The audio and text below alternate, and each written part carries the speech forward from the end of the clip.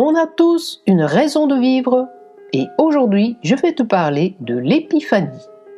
Bonjour, c'est Pascal, la voix qui parle à ton cœur.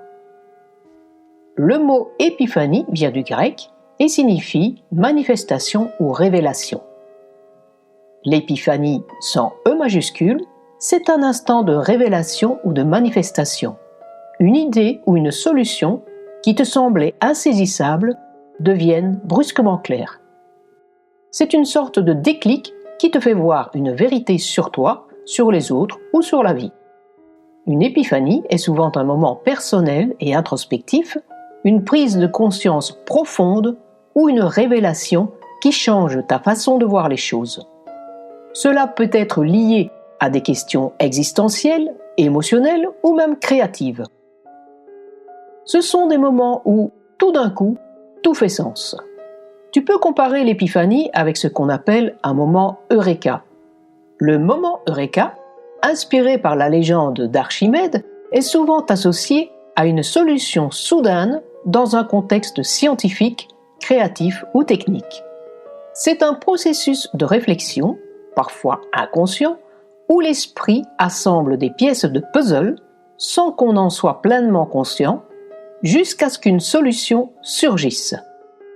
Que ce soit pour l'épiphanie ou le moment Eureka, la révélation arrive de manière soudaine et imprévisible.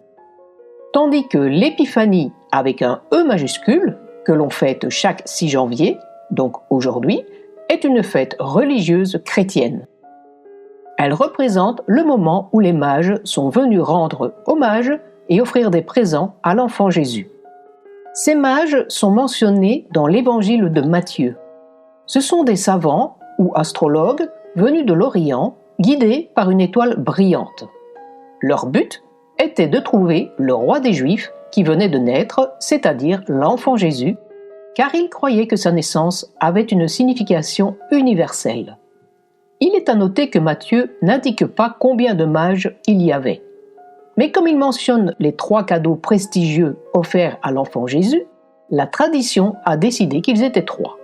Melchior, souvent représenté comme un vieil homme, vient d'Europe et offre de l'or, symbole de la royauté. Gaspard, un homme plus jeune, vient d'Asie et offre de l'encens, symbole de la divinité. Balthazar vient d'Afrique et offre de la myrrhe, symbole de la souffrance future de Jésus et de la mortalité. Les mages, qui étaient des étrangers, symbolisent toutes les nations connues de l'époque et reconnaissent en Jésus une lumière pour l'humanité, donc pour le monde entier.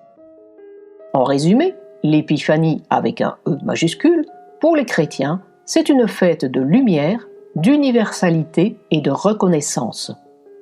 Si tu as été attentif, les mages n'étaient pas rois et ils n'ont pas offert une galette au petit Jésus, alors d'où vient la galette des rois?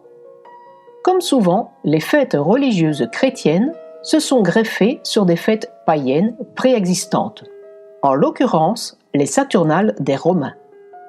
Lors des Saturnales, il y avait des jeux et une inversion des rôles sociaux où les esclaves pouvaient devenir rois pour un jour. Pour cela, on partageait un gâteau rond accompagné d'une fève. Celui qui la trouvait devenait le roi de la fête pour une journée.